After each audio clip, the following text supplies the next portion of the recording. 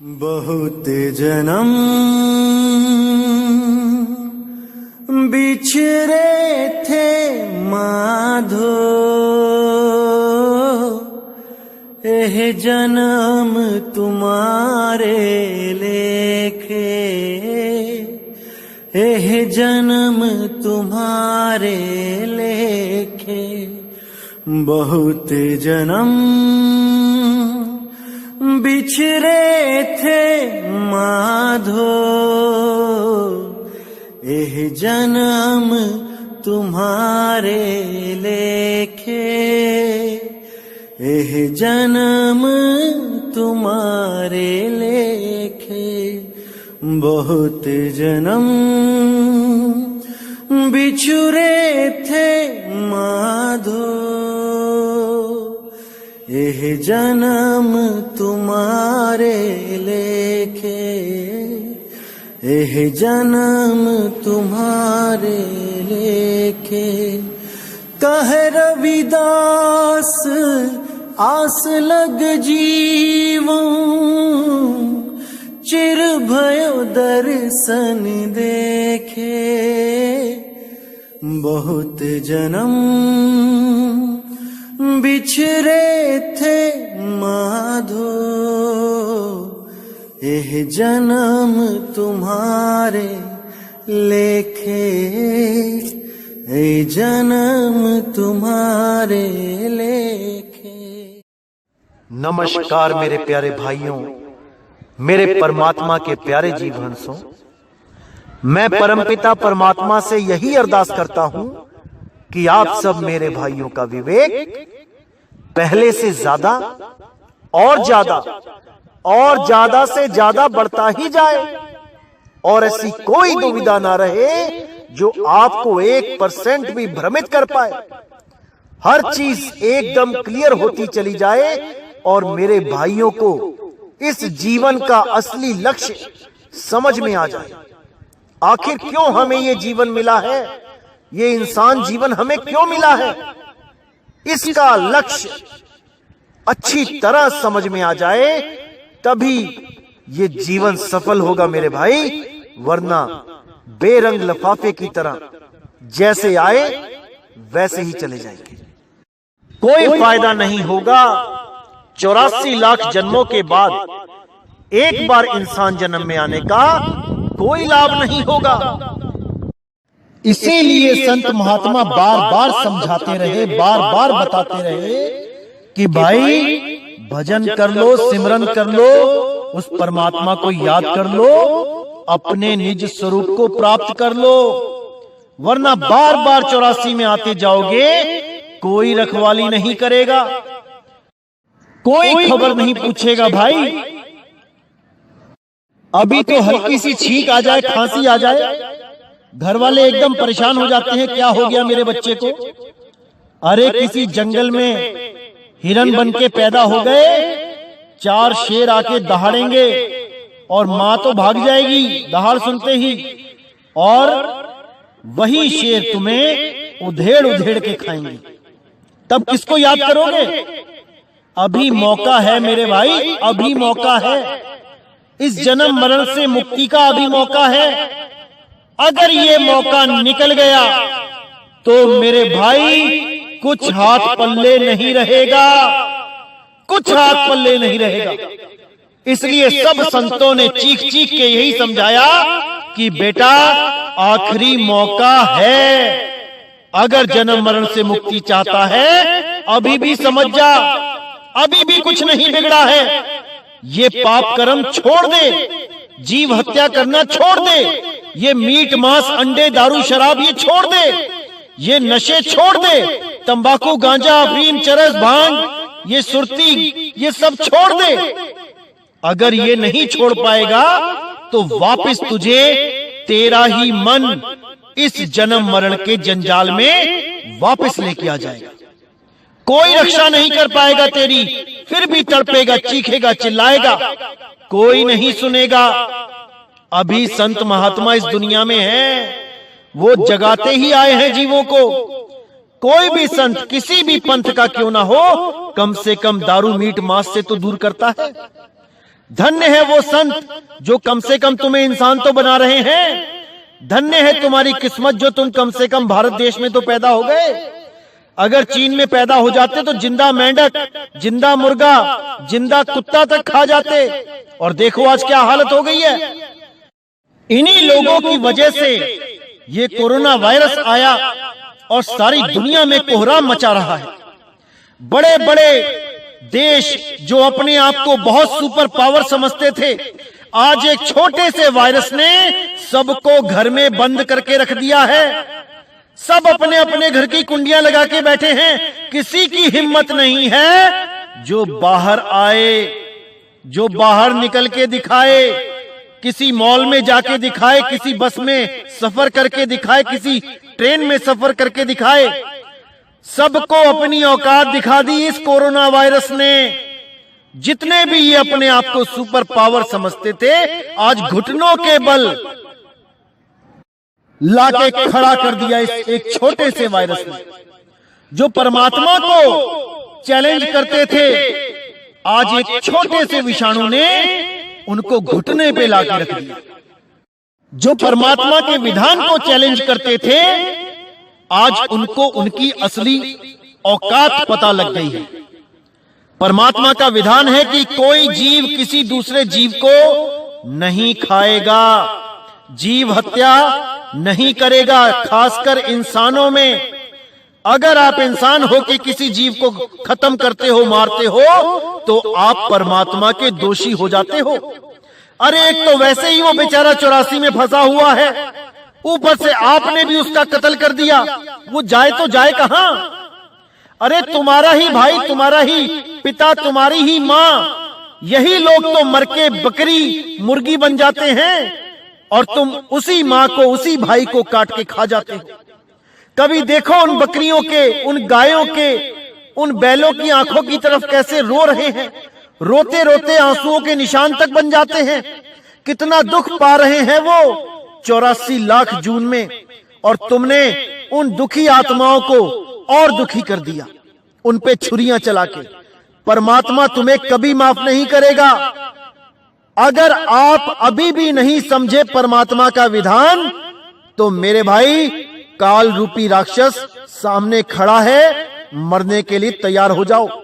तुम्हारी कोई फरियाद नहीं सुनी जाएगी, क्योंकि जहां पे तुम बकरे खाके, मुर्गे खाके सोचते थे कि मंदिर में जाके एक बार घंटा बजा दूंगा और वहां मेरी सारी फरियाद सुन ली जाएगी, मेरे पाप नाश हो जाएंगे, गंगा नदी में जाके एक डुबकी मारूंगा, सारे पाप खत्म हो जाएंगे। अरे उन्हीं दरवाजों पे ताले लगा दिए गए हैं। वही मंदिर, मस्जिद, गुरुद्वारे वो सारे बंद कर दिए गए हैं। चर्च बंद हो गई है। आज आप कहीं भी 50 लोग इकट्ठे खड़े होके आरती नहीं कर सकते। अभी भी नहीं समझोगे तो कब समझोगे मेरे भाई, कब समझोगे? तो मेरे भाइयों, आज हम जिस वाणी पे सत्संग करने जा रहे हैं, वो वाणी सूरदास जी की है, जिन्होंने भविष्यवाणी करते हुए इस मानव जाति को संकेत दिए थे कि भाई तुम सुधर जाओ, तुम पाप कर्म छोड़ दो, तुम ये जीव हत्या छोड़ दो, नहीं तो एक ऐसा समय आएगा कि तुम्हारी दुर्गति हो जाएगी। चारों तरफ त्राहिमाम करोगे, लाशों के ढेर देखने पड़ेंगे। लेकिन ये इंसान नहीं मानता। जब तक इसके सिर पर नहीं पड़ती, ये नहीं मानता।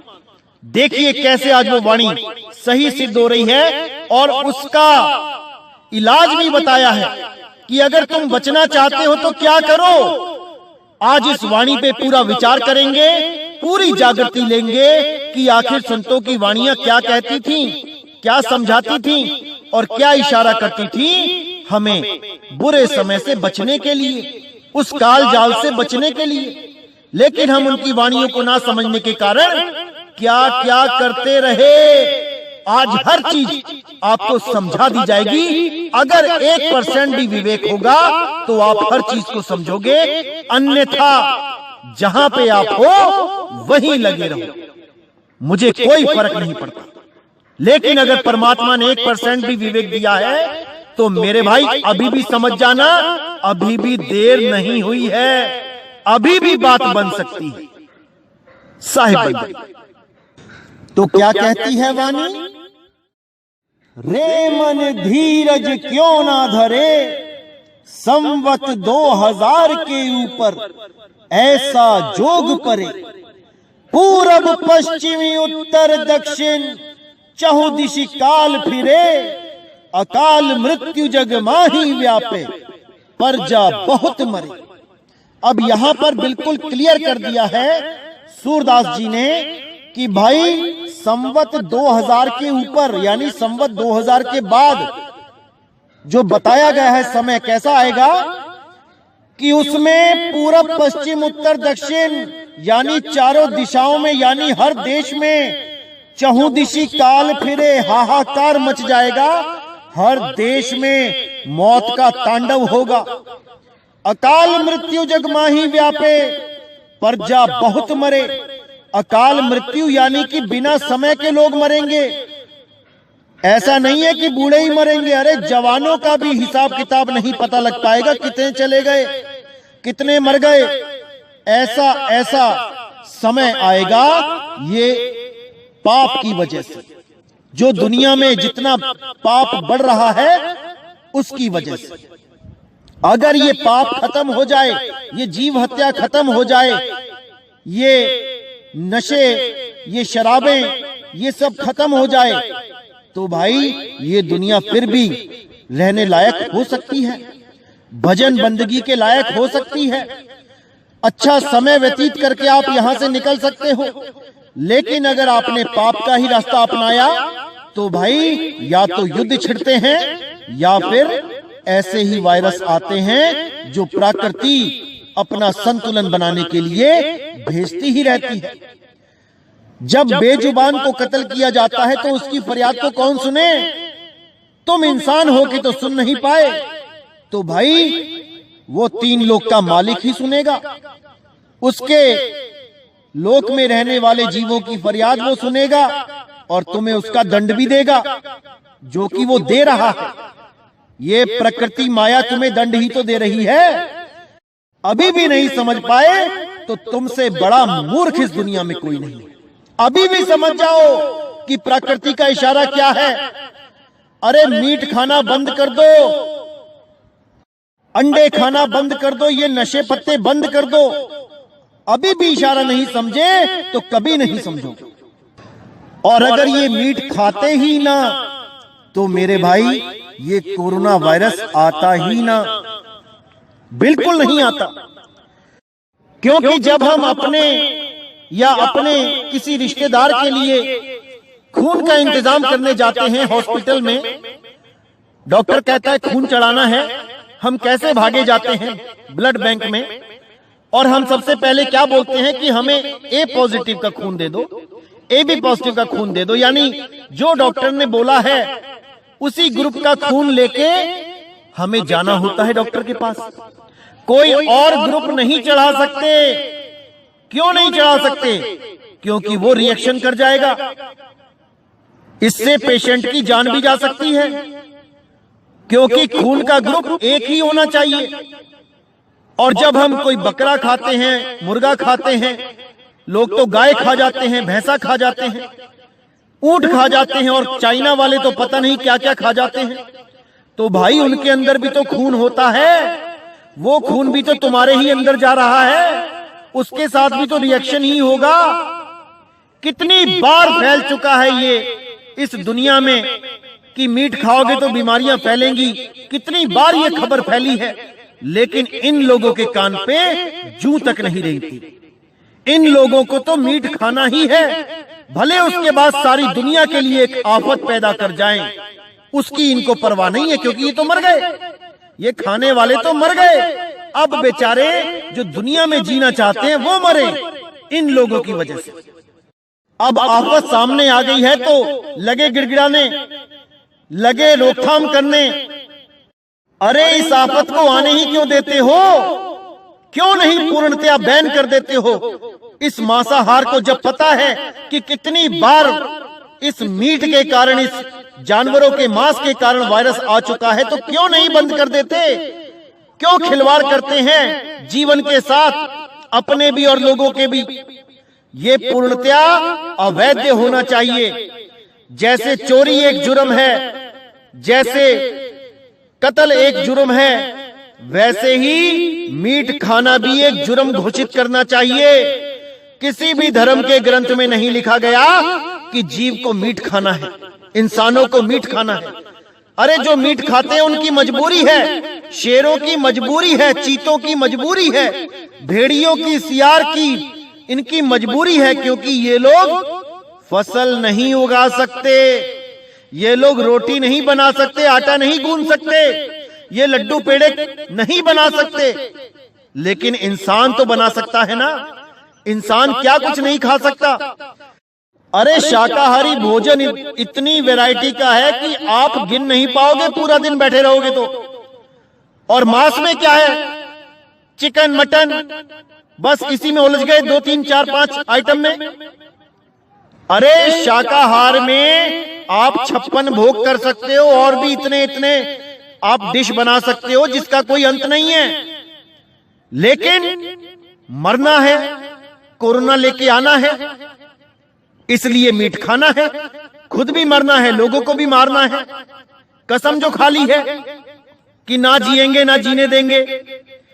अरे भारत के नियम के अनुसार चलो, भारत के संतों के अनुसार चलो, जियो और जीने दो, लिव एंड लेट लिव। यही पूरे ब्रह्मांड के लिए सबसे बड़ा महामंत्र है। अगर कोई माने तो संत तो कह के चले गए, लेकिन इन लोगों के दिमाग में नहीं बात गई है। इनको तो बेमौत मरने की आदत पड़ी हुई है। हर बार कोई ना कोई वायरस आ जाता है मीट खाने से, और बस मौत शुरू, तांडव शुरू। फिर थोड़े दिन छोड़ देते हैं, फिर भूल जाते हैं उस मौत के डर को। लेकिन इस बार प्रकृति ने कुछ बड़ा ही इंतजाम कर रखा है, और इस बार ये अकल दे के ही जाएगी।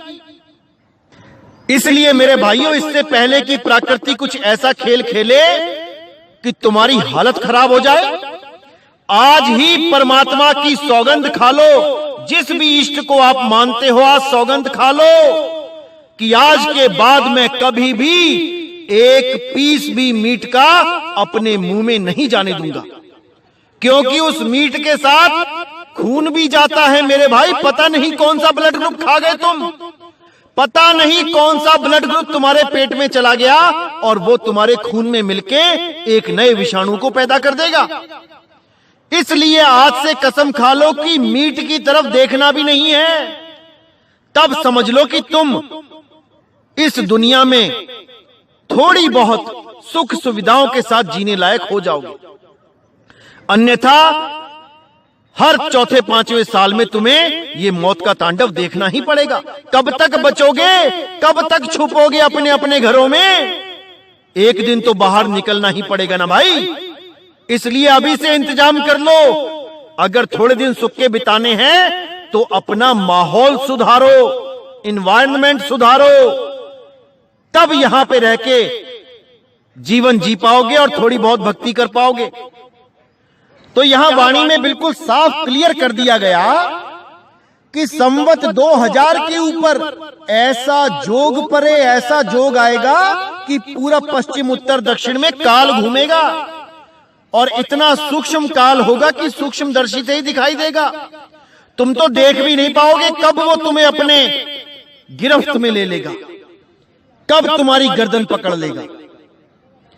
तो वही अकाल मृत्यु जगमाही व्यापे, प्रजा बहुत मरे, बहुत प्रजा मरेगी और मर ही रही है।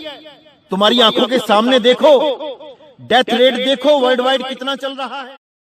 तो इतना कुछ हो जाने पर भी आगे एक सुखद संदेश दे रहे हैं महाराज। कह रहे हैं कि स्वर्ण फूल वन पृथ्वी फूले, धर्म की बेल बढ़े, सहस्र वर्ष लग सतयुग व्यापे, सुख की दया फेरे। अब यहां पर एक अच्छा संदेश भी दे रहे हैं कि ये जो तबाही आनी है ये तो आएगी ही, इसको तो कोई रोक नहीं सकता। लेकिन जब ये तबाही पूर्णतः खत्म हो जाएगी, जब हिसाब किताब पूरा कर लेगी ये प्रकृति, तब एक ऐसी धर्म की बेल बढ़ेगी। धर्म की बेल यानी जैसे बेल होती है ऊपर की तरफ बढ़ती रहती है, आप कोई भी बेल लगाते हो पहले छोटी होती है, लेकिन एक बार बढ़ने लग जाए तो पूरे पूरे पेड़ को कवर कर लेती है, पूरे पूरे मकानों में छा जाती है।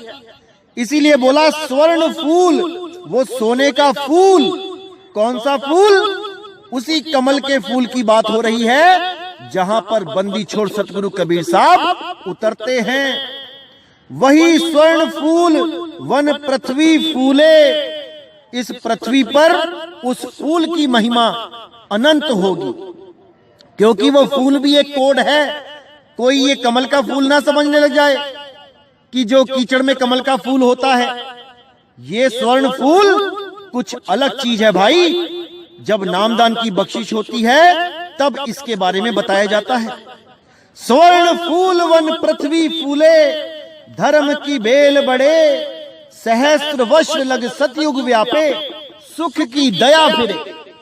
तो जब ये बला टलेगी तब 1000 साल के लिए सतयुग व्यापेगा, यानी इंसान को अकल आ जाएगी। इसके मन में परमात्मा के नाम का डर बैठेगा, जीव हत्या करने से कांपेगा। एक जगह ऐड चल रही थी, 100 रुपए में 5 मुर्गे बेच रहा था भाई, लेकिन उसको कोई खरीदार नहीं मिल रहा था। यही डर इन इंसानों को दोबारा इंसान बनाएगा जो हैवान बन चुके हैं, जो जीव हत्या करने में लगे हैं, उनको यही डर इंसान बनाएगा। और ये सत्संग जो 2020 में पूरी दुनिया में छाएगा, जो हर धर्म के लोगों को सत्य का पाठ पढ़ाएगा, इसका भी समय निश्चित किया गया था 2020 में, क्योंकि कबीर साहब ने कहा था घर घर होगा बोध विचारा। हर घर में बोध होगा, विचार किया जाएगा।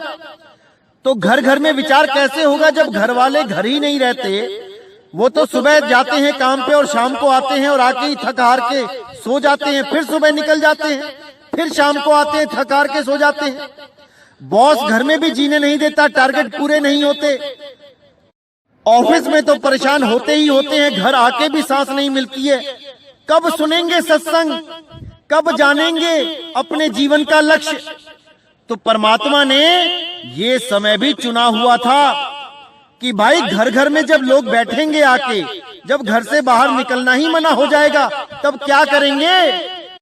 तब पूरा दिन कोरोना देखेंगे मोबाइल में, या फिर भगवान को खोजेंगे मोबाइल में, कोई सत्संग सुनेंगे, कोई धार्मिक कार्य सुनेंगे, और क्या करेंगे? इसीलिए ये समय चुना गया था कि घर घर होगा बोध विचारा। वो सत्य नाम का डंका घर घर बजेगा, सत्य नाम को जानेंगे लोग, हर घर में सत्संग चला करेगा। तो ये वही समय है मेरे भाई जब सरकार भी 1.5-2 महीने के लिए तुम्हें घर पे बैठा देगी कि बाहर मत निकलो, घर में रहो और सत्संग सुनो। तो भाई समय आ चुका है अब जागने का। बहुत सो लिए, अब जागना चाहिए हमें। हम इंसान हैं, हम जानवर नहीं हैं जो कोई हमें समझाए और समझ ना पाए। हमें हर चीज को समझना पड़ेगा, तभी जन्म मरण से मुक्त होंगे, नहीं तो हर जन्म में यही मौत का तांडव बार बार देखते रहेंगे। अरे एक बार मरना कितना मुश्किल है, और हम बार बार मरने के लिए इस दुनिया में आते रहते हैं। सोचो, एक बार मरने से कितना डर लग रहा है, बार बार मरने में कितनी हालत खराब होती है। सोचो एक बार।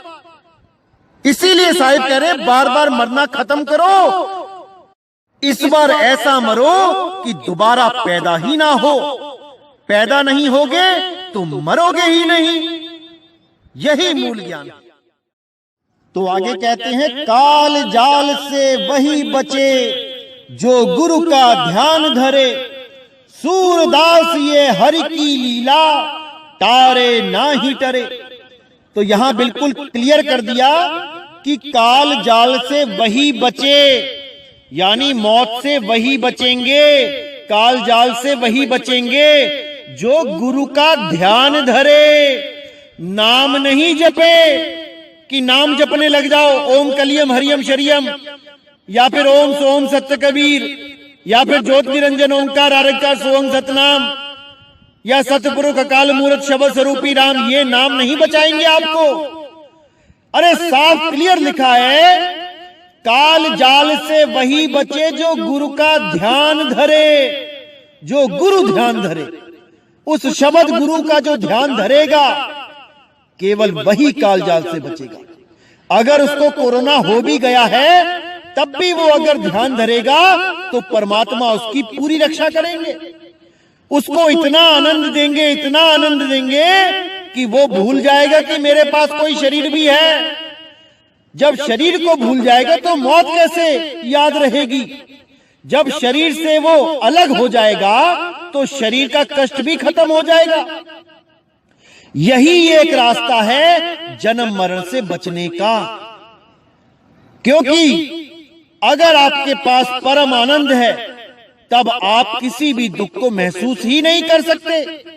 इसीलिए साहिब ने बोला, जिस मरने से जग डरे मेरे मन आनंद, मरने पर ही पाइए पूर्ण परमानंद, पूर्ण परमानंद। तो सूरदास जी कहते हैं कि सूरदास ये हर की लीला, टारे ना ही टरे। ये जो मैंने भविष्यवाणी कर दी है ये टालने पर भी नहीं टलेगी और आपके सामने ये सत्य हो भी रही है।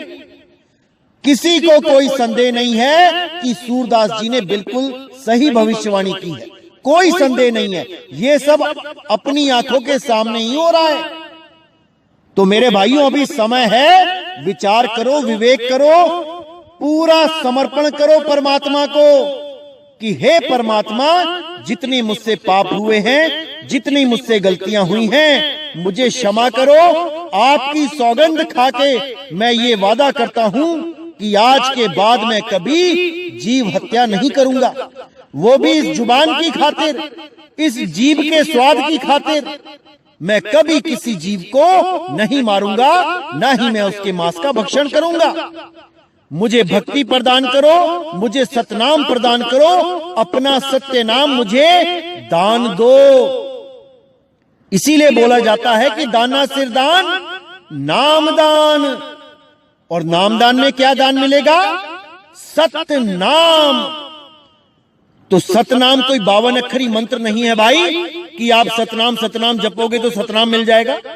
सतनाम एक भेद है, वही सार नाम है, सार शब्द है।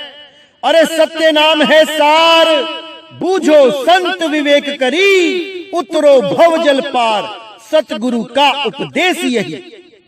तो भाई अभी समय है, संभल जाओ, सुधर जाओ, ये जीव हत्या बंद कर दो मेरे भाइयों। नहीं तो ऐसी ऐसी बीमारियां आने वाली हैं कि इंसान का नामो निशान इस दुनिया से खत्म हो जाएगा।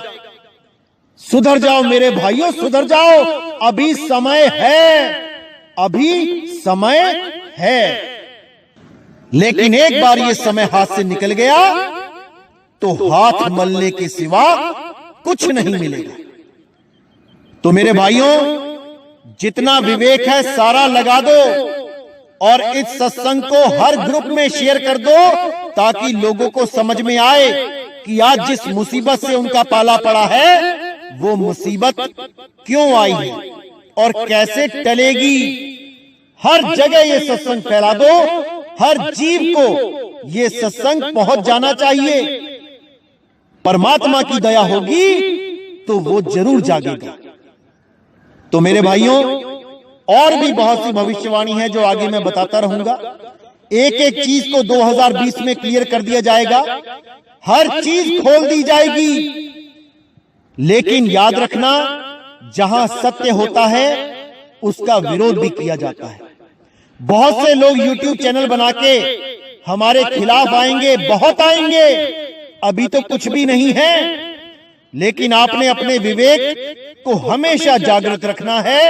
हर चीज में आपने सत्य सत्य का निर्णय करना है, तभी आप इस जन्म मरण से निकल पाओगे मेरे भाइयों। नहीं तो ये काल के दूत आपको कहीं ना कहीं भरमा देंगे। सबसे बड़ा भरम जाल इनका क्या होता है आपको मैं क्लियर कर देता हूं। ये काल के दूत जितने भी आएंगे अब, ये सब यही जोर लगाएंगे कि परमात्मा हर जगह है, परमात्मा कण कण में है, ऐसा कोई स्थान नहीं जहां परमात्मा नहीं है। और उसके बाद ये लोग हमारे खिलाफ क्या बोलेंगे कि वो पंथ वहां ध्यान लगवाता है, वहां पे ध्यान मत लगाओ, वहां परमात्मा नहीं मिलेगा। अरे तुम अपनी जुबान पे तो टिक जाओ। अगर परमात्मा हर जगह है तो भाई कहीं भी ध्यान लगा लो, वो हर जगह मिल जाएगा। इतना भी नहीं ये लोग विचार कर पाते कि बोलते क्या हैं और कहते क्या है, करते क्या है। कथनी करनी मैच नहीं होती इनकी। इसलिए मेरे भाई, अगर आगे से कोई भी ऐसा सत्संग आप सुनते हो जहां पर कोई भी अगर ये बोलता है कि परमात्मा हर जगह विद्यमान है और ये भी बोलता है कि जो नितिन ध्यान लगाने के लिए बोल रहा है वहां पे ध्यान लगाने से परमात्मा नहीं मिलेगा, आओ तुम्हें मैं बताता हूं ध्यान कहां लगाना है, तो उसको लताड़ देना। उसको यही सवाल पूछना कि तुम्हें यही नहीं पता कि परमात्मा अगर हर जगह है तो कहीं भी ध्यान लगा लो, परमात्मा ही मिलेगा। फिर हम वहां ध्यान क्यों लगाएं जहां पे तुम बता रहे हो? क्योंकि मेरे भाइयों, ये त्रिकुटी में ही ध्यान लगवाते हैं, श्वासों का अजपा जाप करवाते हैं। बहुत शातिर हैं ये काल के दूत, ये मंत्र जपवाते हैं, मंत्रों में उलझाते हैं। अब इनके जाल में नहीं उलझना है। मेरे भाइयों का इतना विवेक जाग गया है कि अब मुझे किसी से कोई दिक्कत नहीं है। हजारों यूट्यूब चैनल बना के आ जाओ, लेकिन मेरे भाइयों को अब तुम लोग भरमा नहीं सकते, क्योंकि साहिब ने साफ बोला है कि मैं हर जगह नहीं हूं। अरे नहीं प्राण में, नहीं पिंड में, ना तीर्थ में, ना मूरत में। कितना बोला है साहिब ने कि मैं यहां भी नहीं, वहां भी नहीं। और ये भ्रमित करने वाले काल के दूत परमात्मा को हर जगह स्थित कर देते हैं कि वो पत्थर में भी है, मिट्टी में भी है, हवा में भी है। ऐसे भरमाते हैं ये लोग। अरे भाई, परमात्मा इस सपने में नहीं है, परमात्मा जागा हुआ है, वो सपने से परे है।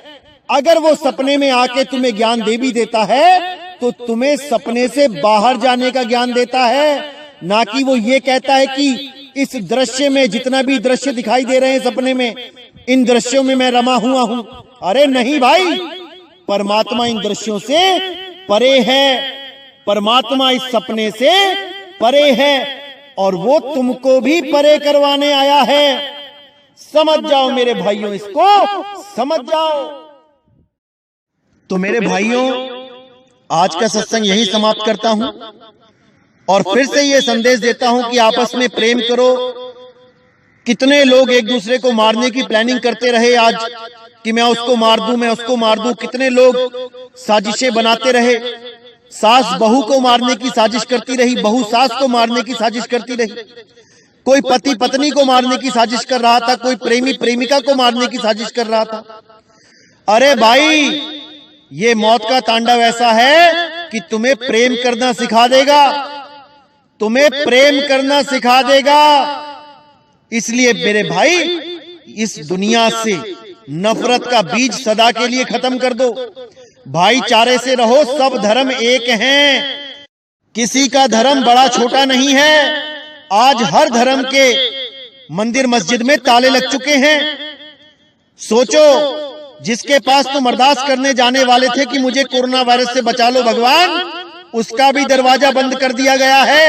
अरे कहां जाओगे अब? अभी भी नहीं समझे तो कभी नहीं समझोगे। इसलिए मेरे भाई, इंसान हो, इंसानों वाले काम करो, मालिक को याद करो, परमात्मा को याद करो, भजन बंदगी करो, भक्ति करो। दोबारा ये समय नहीं मिलेगा।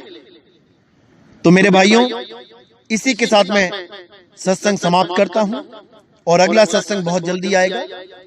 तब तक आप लोग अपना विवेक बढ़ाते रहें, विचार करते रहें, सत्संग में बोले गए एक एक लफ्ज पे विचार करें, ध्यान करें और परमात्मा के साथ प्रेम करें। वही एक आखिरी रास्ता है जो आपको इस जन्म मरण से बाहर कर सकता है। तो मुझे विदा करें। जय गुरु बंदी छोड़ बराक साहिब, जय गुरु बंदी छोड़ साधु शरण साहिब, जय गुरु बंदी छोड़ बाबा मदन साहिब, बाबा नानक साहिब, बाबा अंगद देव साहिब, बाबा रविदास साहिब, बाबा धर्मदास साहिब, बाबा दादू जी, पलटू जी, बीका जी। जय जय सतगुरु बंदी छोड़ सतगुरु सत्य कबीर साहिब की सदा ही जय हो, सदा ही जय हो मेरे मालिक की साहिब बंदगी सतनाम।